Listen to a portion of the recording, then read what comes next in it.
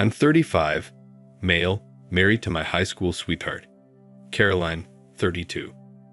She was my junior, and she was always interested in me. After a while, I fell for her too. We dated all the way through college. Everybody looked at our relationship as some sort of miracle. All of our friends said that they had never seen long-distance relationships work, but we did it. Not that it was a piece of cake, but because both of us really wanted our relationship to work. We were so much in love with each other that we were ready to do anything to make it work. After I established my career and she was almost done with her college, I proposed to her. It was pointless to wait any longer, as both of us knew we would not be able to live without each other. We were eager to spend the rest of our lives together. Things changed a lot though. Things were going well between us, like a normal married couple. There was a honeymoon phase where we could not keep our hands off of each other. Both of us made each other the center of our universe. After a few years of the marriage, the honeymoon phase faded, of course. However, both of us were still very happy.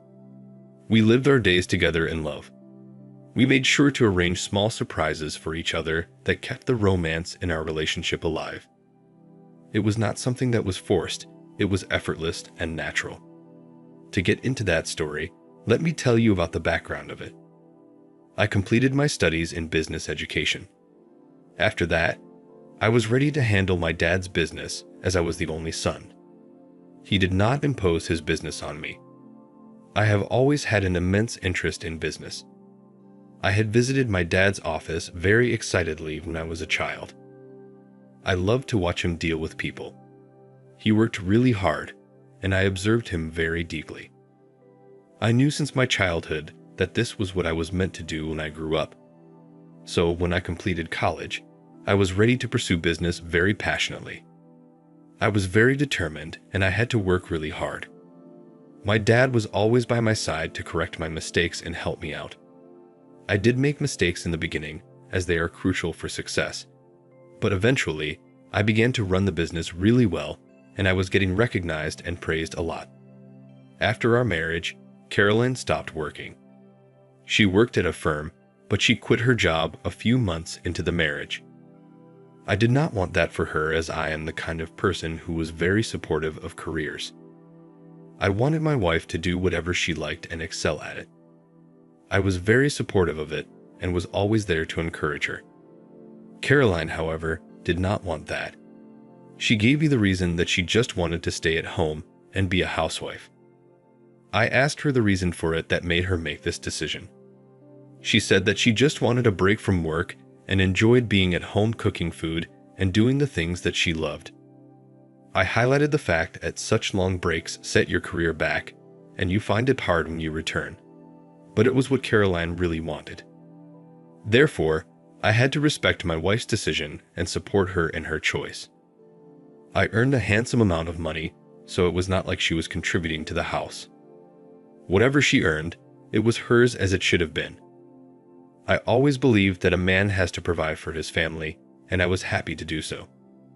However, when she made the decision to quit her job, she lied to me. She said that she was just taking a break for a while, but I heard her talking to her mom on a call. She didn't know I had woken up. She told her mom that she had quit her job forever and that she didn't want to work when she had the option of sitting at home and enjoying what her husband earned for her. It really hurt me. I was hurt not because she wanted to not work, but because she had lied to me about the reason for this whole thing. I wondered why she was uncomfortable sharing the truth with me. I would never have judged her or asked her to not quit her job. I loved her and supported and respected all her choices, yet she thought she had to hide it from me. That day, a part of me really broke a little as I realized that my wife did not trust me completely or was not comfortable enough with me even after all these years. I did not confront her at all, as I did not want her to feel like I was eavesdropping on her conversation with her mother. I just pretended like nothing had happened, and we continued living our lives. After that, I became really conscious about my actions and my behavior. I wanted to make sure that I was not giving any impression in some way that she couldn't trust me. I tried my best to give her a safe, secure, and comfortable space around me. I was good to her. As Caroline had quit her job, she really was making an exceptional housewife. She kept herself busy at home. She made nice dinners for both of us. I loved her cooking and baking. I loved how she was always trying new dishes and new sorts of cakes, and she was really good at it. She was also quite invested in home settings and decor. She was always keeping all our furniture up to trend and kept making new settings. There is no doubt in admitting that she was exceptional at it. I know people whose wives stay at home, but they neither cook that well, nor keep the house good. Caroline had good taste. She was good with colors and settings. She seemed very happy and at peace like that, so I was happy for her. I was glad that she was not stressing about work-related things and was living her life as she had wanted. However, somewhere in my head, I still wonder why she had lied to me. Should I read this to be any red flag? Now for the first update. Thank you for your comments. Yeah, I kept trying my best to be good to her. A few months later, a small conflict arose among us when we got to talk about starting a family and having children. It had been 3 years into our marriage and everything was just great. I just felt like I was missing the presence of my children, and so I decided to discuss this with Caroline. Her reaction was not what I expected at all. She really flipped out as if I had demanded something without considering what she thought about it. I stayed calm and made her realize that I was not demanding it from her. Of course, I was just trying to discuss it with her as it was something that I wanted and had been thinking about. She got really mad at me and shouted and went into the room, slamming the door behind her. I was completely shocked at the reaction. It was just so abnormal.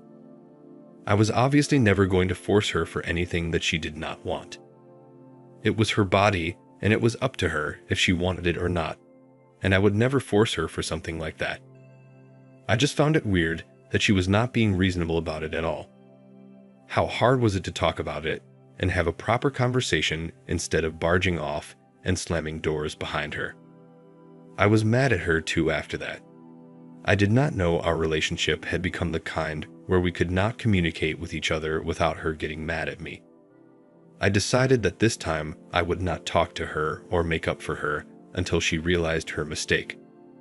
I was expecting her to come to me after she had cooled down, but that did not happen. I fell asleep in the living room, waiting for her to come out of the room and talk it out, but that did not happen either. I woke up in the morning to see that she was in the kitchen making breakfast for us. I went into the kitchen and stood for a few minutes, hoping that she would talk, but that did not happen. She pretended as if I was not even present.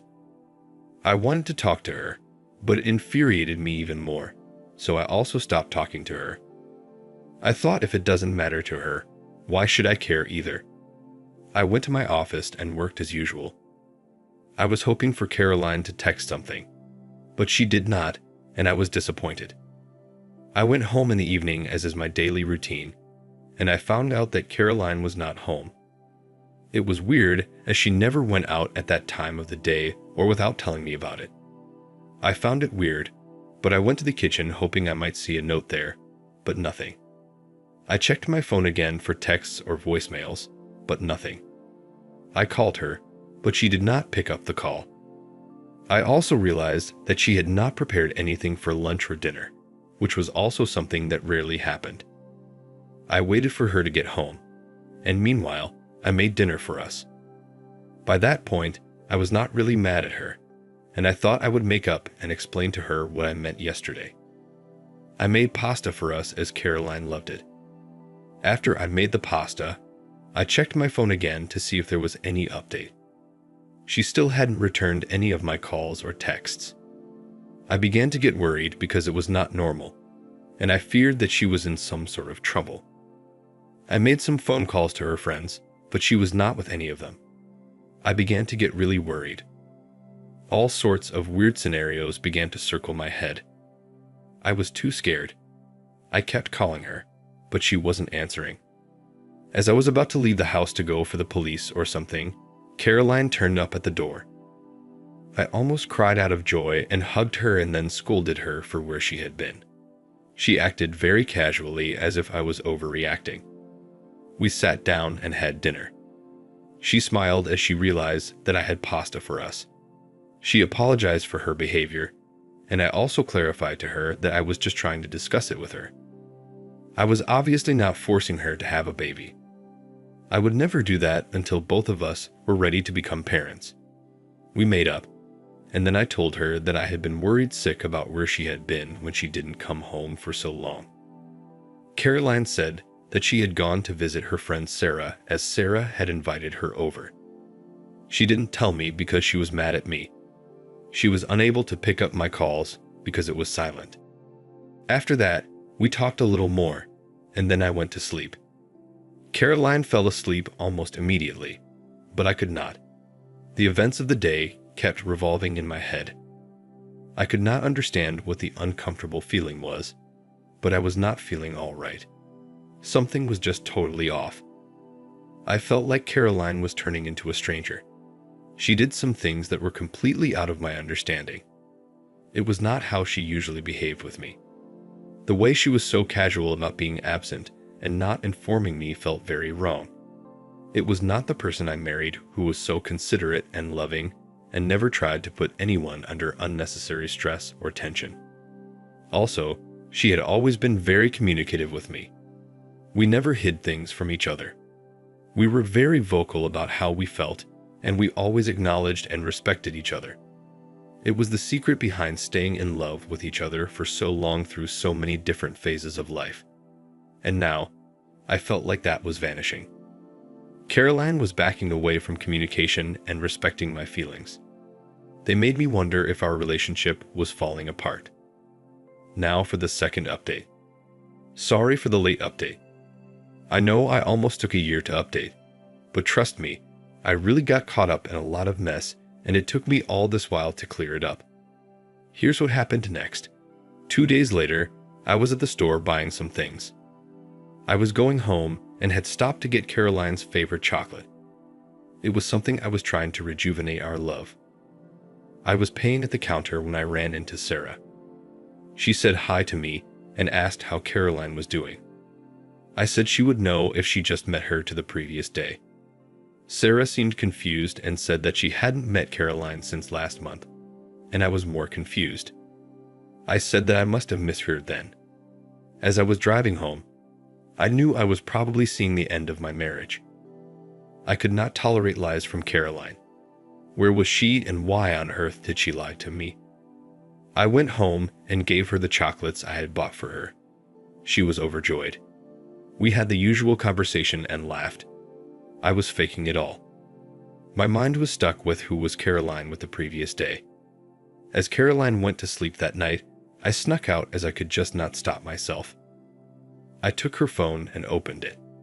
I checked her calls and texts.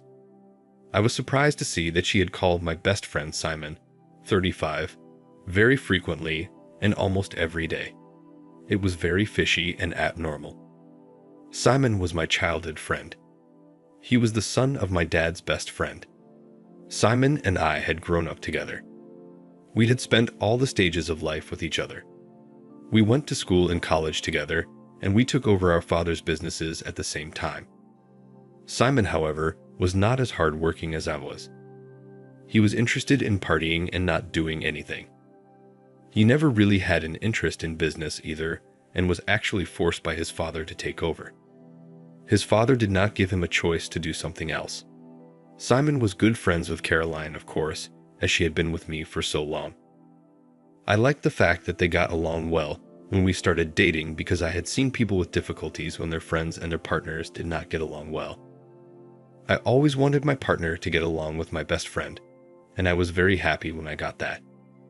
During the high school and college times, we hung out together and enjoyed a lot. I am glad that I had the two people who were closest to my heart in all steps of my life, my lover and my best friend. The next day, I went to meet Simon. I was just curious. I was obviously not going to ask him about those calls, but I just wanted to see if I caught on to something from meeting him. I went to his office, and as usual, he was out. He was running his business very poorly because of his immense carelessness and unprofessional behavior. I called him, and he asked me to wait for a few minutes as he was almost there. He met me in the same cheerful greeting manner that he always did. He asked if I would like to eat or drink anything, and I asked him for coffee. We talked about a lot of things, and when I was about to leave, he asked me about Caroline and how she was doing. He remarked that he hadn't talked to her in ages, and he must invite us over for dinner. I smiled and said that we would love that as a reunion. As I got out of his office, I knew Caroline was cheating on me with this guy. I didn't even need to have proof because I knew that already. It was just something that I could see in his ugly eyes. It was right there. But of course, I needed some proof to go about it the right way. I went home and faked the rest of the day with Caroline. When Caroline went to take a shower, I took her phone and installed a tracker on her phone. That app allowed me to access her phone and see all her texts and calls and every activity on her phone. I was ready to get some filthy evidence and divorce her. The next morning, the first thing I did was call my lawyer. I discussed the matter with him in detail. I told him that I did not want to share anything with her after the divorce. She did not deserve a single penny. The lawyer said that if the evidence was solid enough, it was possible that she would not make money out of the divorce. I was going to make sure that was going to happen. I kept a check on Caroline's phone, and yes, I got the proof almost immediately. There was an exchange of texts between Caroline and Simon. Their conversation was disgusting. It made me sick to the core. Caroline was saying that she would file for divorce in a few weeks and that whatever she would get out of the divorce, she would share with Simon, and they would get married soon. Apparently, she was actually in love with Simon, and that was more painful for me. I took the screenshots and was relieved that I had gotten the much-needed evidence to solidify my case. I then texted them to my lawyer, and he said that things were looking really great for me. He immediately filed for divorce and filed a case against Caroline too. I didn't go home that day. I had decided that I was only going to see her in the court. I was not going to talk to her or even let her say a single word to me. I could not tolerate her filthy existence around me.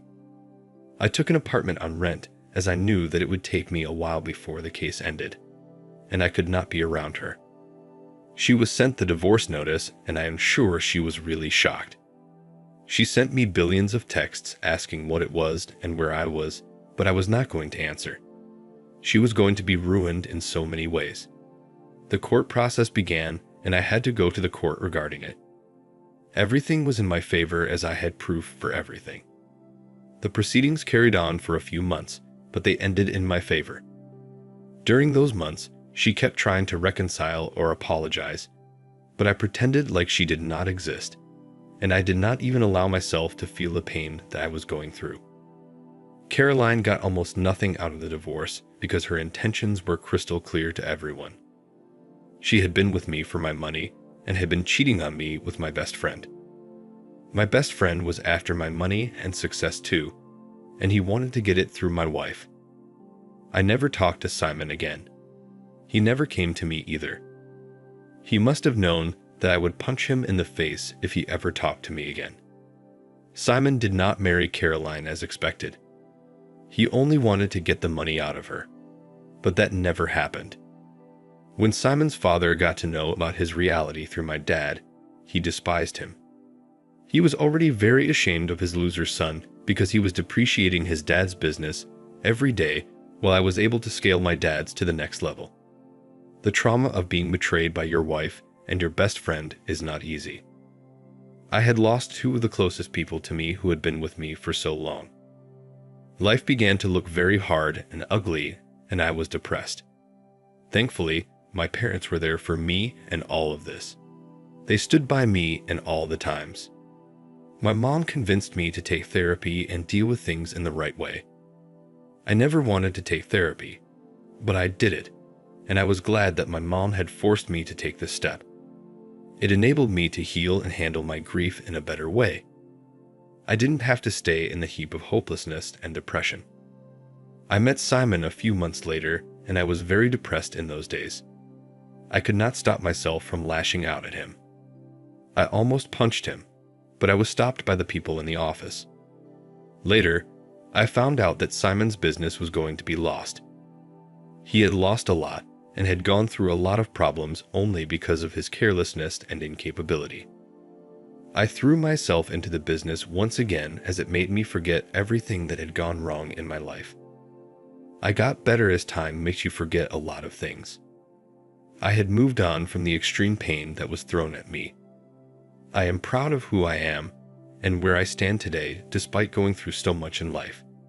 The fact that I am able to write down about my pain so effortlessly indicates that I have moved on. Thank you for watching. Like and subscribe if you enjoy the video. See you next time.